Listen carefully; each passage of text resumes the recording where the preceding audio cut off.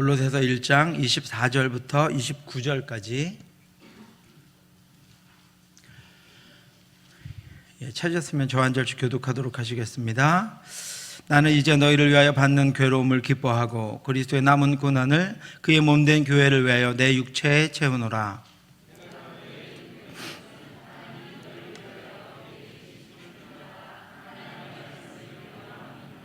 이 비밀은 만세와 만대로부터 감추어졌던 것인데 이제는 그의 성도들에게 나타났고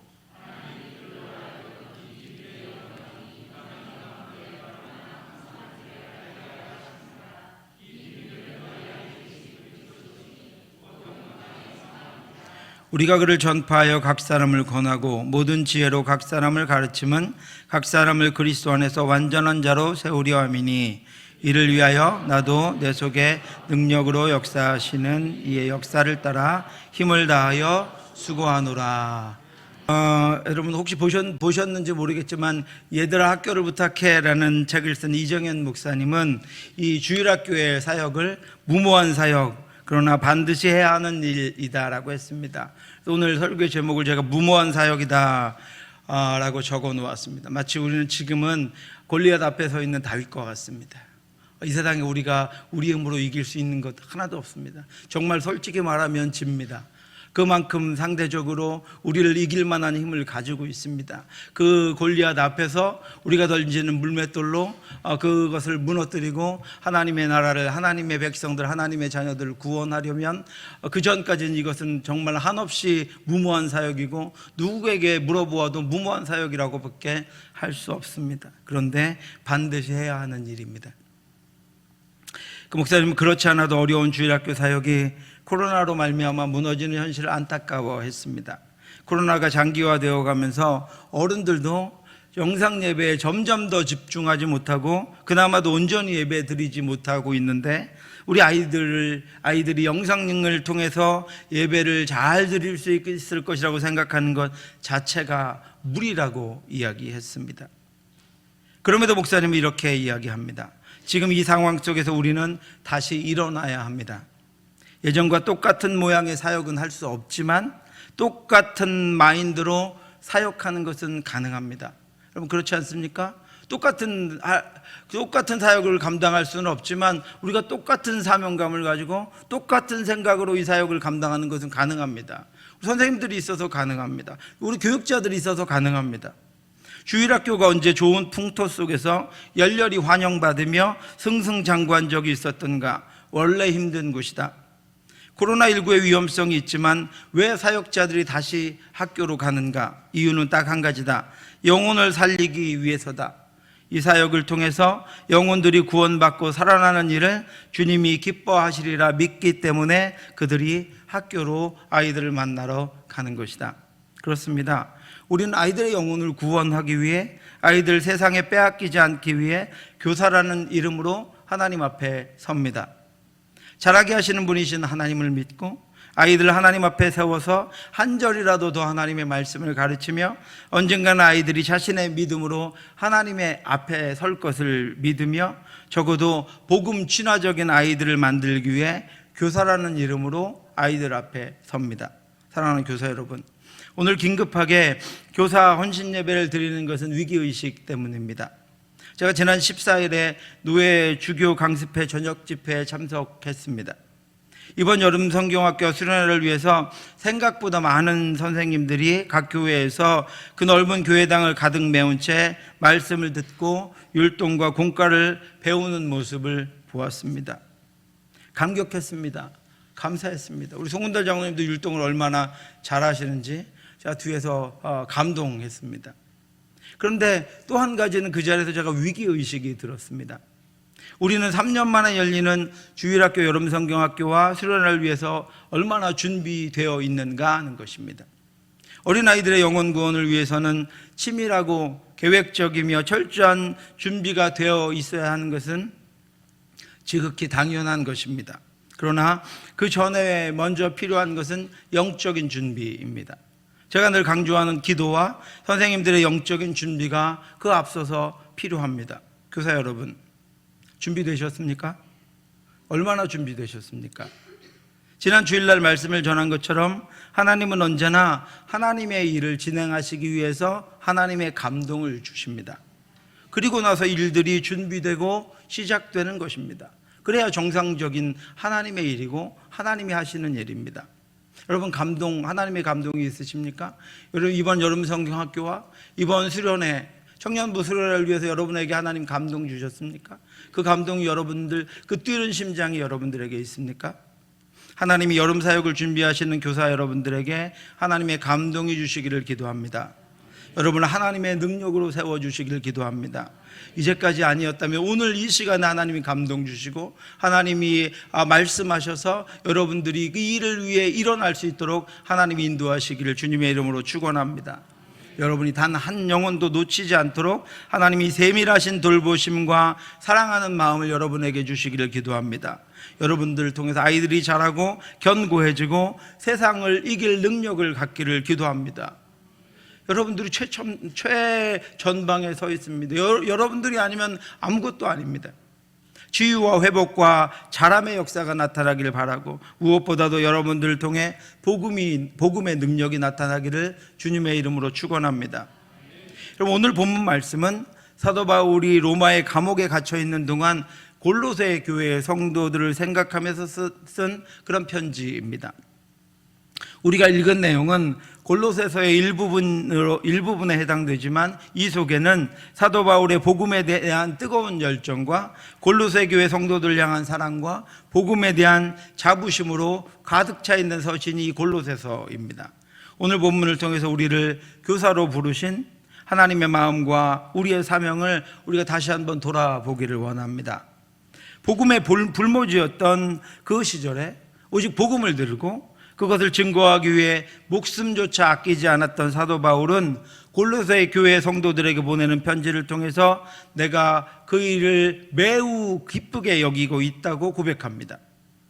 1장 24절 말씀입니다. 우리 1장 24절 같이 한번 읽어보겠습니다. 나는 이제 너희를 위하여 받는 괴로움을 기뻐하고 그리스도의 남은 고난을 그의 몸된 교회를 위하여 내 육체에 채우노라. 아멘.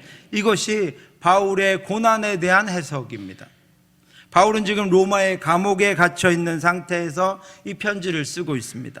그가 감옥에 갇힌 것은 범죄자로서 갇힌 것이 아니라 로마 제국의 기독교의 박해로 말미암아서 투옥되었고 수용 생활을 하고 있는 것입니다. 그러나 바울은 자신이 현재 당하고 있는 고난에 대해서 기뻐한다고 말하고 있습니다. 기뻐한다고 말하고 있습니다. 바울이 이전의 모든 고난과 바로 지금 감옥에 갇혀 있는 정도의 고난을 기쁘게 여기는 이유는 두 가지입니다. 첫 번째는 앞에 말한 대로 그것이 너희를 위하여 받는 고난이기 때문이다 그랬습니다. 바울이 말하는 너희는 물론 골로새 교회의 성도들입니다. 그리고 그 너희들은 바울이 복음을 전해서 그리스도를 알게 되었고 그리스도를 자신의 구주로 영접하게 되었고 그래서 주의 교회를 이루게 된 성도들입니다. 또 하나님이 자신에게 맡기신 영혼들입니다. 자신이 살아있는 동안 기도하며 그 영혼들을 돌보기에 책임져야 하는 그 사람들, 바로 그들이 바울이 이야기하는 내가 너희를 위하여 헌신하는 것이 그것이 기쁘다라고 말하는 바로 그 대상들입니다. 바울은 자신의 고난의 삶이 그것들을 이루었기에 그들을 위하여 받는 그것이 고난이지만 그것이 기쁘다고 고백하고 있습니다. 자랑하려고 하는 것이 아니라 자신이 수많은 그런 자신의 고난들이 아니었다면 그렇게 복음을 전할 수 없었고 복음이 그들에게까지 전해질 수 없었기 때문입니다.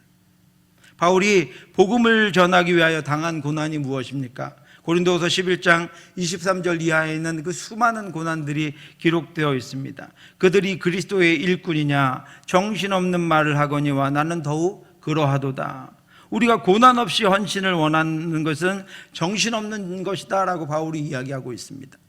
내가 수고를 넘치도록 하고 옥에 갇히기도 더 많이 하고 매도 수없이 맞고 여러 번 죽을 뻔하였으니 유대인들에게 40에 하나 감한매를 5번 맞았으며 3번 태장으로 맞고 1번 돌로 맞고 3번 파선하고 일주야를 깊은 바다에서 지냈으며 여러 번 여행하면서 강의 위험과 강도의 위험과 동족의 위험과 이방인의 위험과 시내의 위험과 광야의 위험과 바다의 위험과 거짓 형제 중에 위험을 당하고 또 수고하며 애쓰고 여러 번 자지 못하고 줄이며 목마르고 여러 번 굶고 춥고 헐벗었노라. 그리고 편지를 쓰는 지금은 옥에 갇혀 있습니다. 우리로서는 생각할 수 없는 수많은 고난을 당한 바울이 그것을 기쁘게 여기고 있다고 고백합니다. 고난을 당할 당시에도 자신이 그 고난으로 인하여 복음이 증거될 기회를 얻고 복음을 통해 죄로 죽어갈 이들이 주께로 돌아오는 것들 때문에 기뻤는데, 감옥에서 자유롭지 못한 삶을 살아가면서 그 고난의 결과로 말미암아 소아시아의 교회들을 비롯하여 그렇게 세워진 골로새 교회의 성도들이 하나님을 예배하며 교제하며 믿음 안에서 자라가고 있다는 소식을 듣고 그들을 생각할 때 감옥 안에서 바울에게 또 다른 기쁨이 샘솟았습니다. 주님이 세워주신 교사 여러분, 그리고 청년 임원 여러분, 여러분에게 그 기쁨이 있습니까? 주께서 여러분들에게 맡겨주신 아이들을 위하여 사용하는 그 시간과 열정과 때로는 그 재정과 헌신이 여러분 기쁘십니까?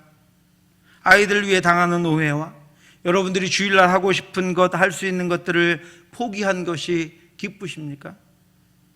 하나님이 성령의 감동과 그들을 위하여 당하는 괴로움을 기뻐하는 마음을 여러분들에게 주시기를 주님의 이름으로 축원합니다. 성경학교와 수련회를 진행하려면 교사의 헌신과 희생이 있지 않고는 불가능합니다. 주일학교 교사로 헌신하는 분들은 자신의 휴가도 쪼개야 합니다. 가족들과의 시간도 포기해야 합니다. 교사로 봉사하려면 주일까지도 온전히 사역하는 데 힘을 쏟아야 합니다. 그렇게 수년을 봉사해 본 선생님들도 여기 계실 것입니다. 아이들은 누군가의 희생과 섬김과 괴로움이 있지 않고서는 설 수 없고 자라날 수 없기에 그들을 세우고 가르쳐서 주님 앞에 서게 하려면 반드시 교사들에게는 고난이 있습니다.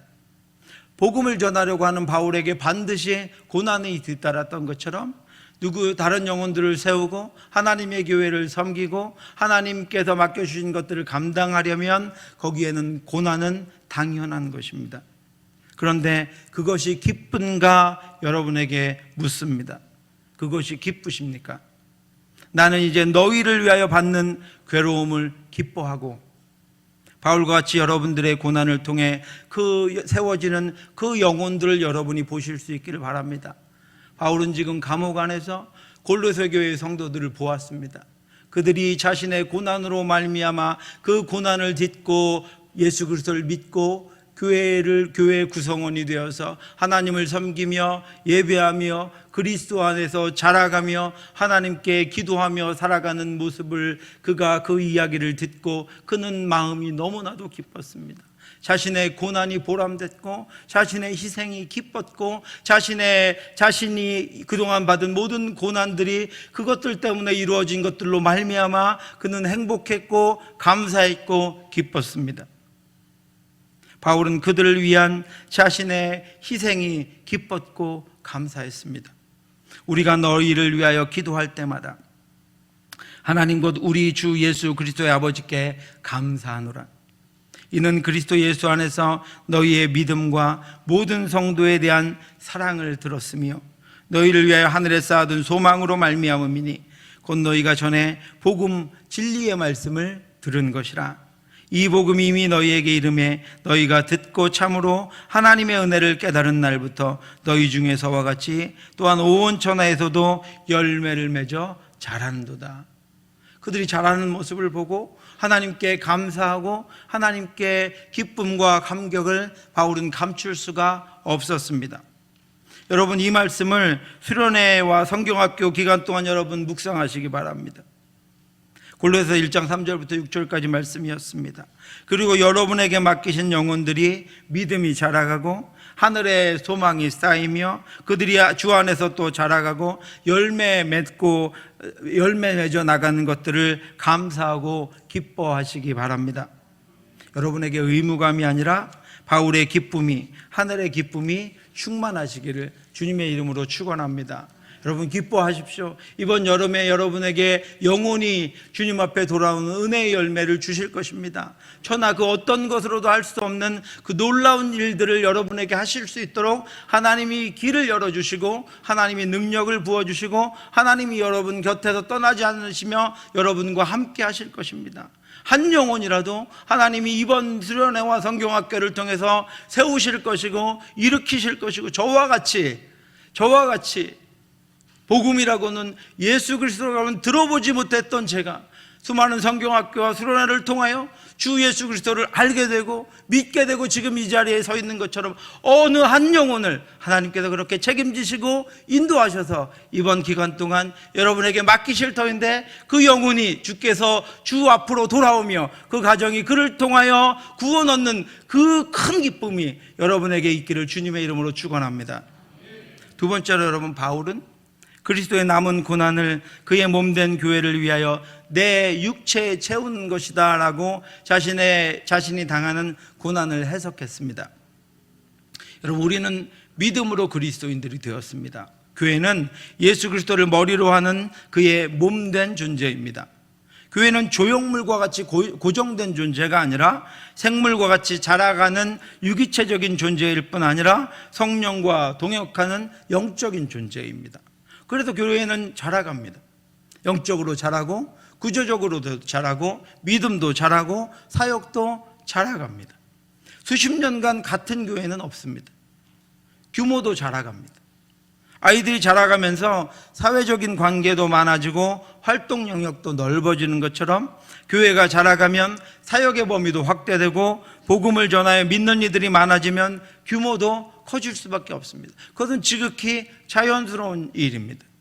어떤 분들은 교회 규모가 커지는 것에 대해서 알레르기적인 반응을 이렇게 나타냅니다. 그런데 여러분, 자라난다는 것은 커지는 것을 의미합니다. 반대로 규모가 커지지 않고 현 상태를 유지한다라고 하는 것은 결국 배타적인 공동체가 되어서 예수 그리스도의 온전한 지체가 될 수 없는 것입니다. 그런데 자라간다고 하는 것은 고통을 담고 있습니다. 아이가 어른이 되고 어린이가 되고 청소년이 되고 청년이 되고 성년이 되고 장년이 되고 중년이 되고 노년이 된다는 것은 그 단계마다 버리고 받아들여야 하는 심한 고통의 단계를 거쳐야 합니다. 그것을 성장통이라고 합니다. 여러분, 어르신들은 노인들에게도 성장통이 있습니다. 정신은 아직 청춘인데, 그죠? 육신이 따라주지 못하면, 이런 경험은 이제까지 어디 책에서도 배워보지 못했습니다.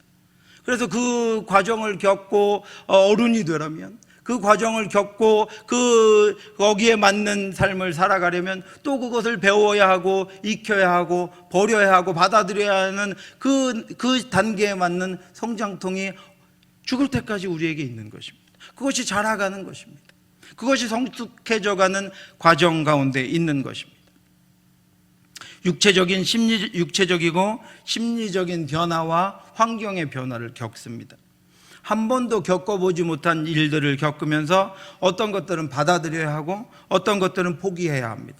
어떤 것들은 놓아주어야 하고 어떤 것들은 잡아두어야 합니다. 그 일들을 하나하나 겪으며 맞아들인다는 것 자체가 고통입니다. 그런데 그런 고통이 없으면 자라나지 못합니다. 바울은 예수 그리스도를 믿는 믿음 안에서도 그렇게 자라가는 성장통이 있다는 것을 알았습니다. 믿음이 더 견고해지고 예수 그리스도를 닮아가는 것은 그 고통의 단계를 지나서 그 고통들이 믿음에 뿌려져서 견고한 믿음의 자녀가 된다는 것을 의미하기 때문입니다.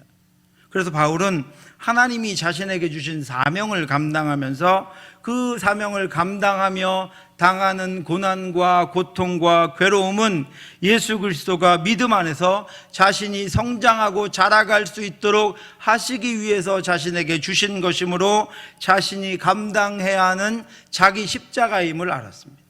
그것을 거부하고 지나가야 하는 것이 아니라 그것을 감당하며 나아갈 때 그 고통을 통해서 자신이 자라가고 자신이 하나님을 닮아가고 자신이 그리스도의 말씀, 하나님의 말씀과 그리스도의 뜻을 성취해 가면서 하나님과 가까워지는 그 한 길이라는 것을 바울은 발견했습니다.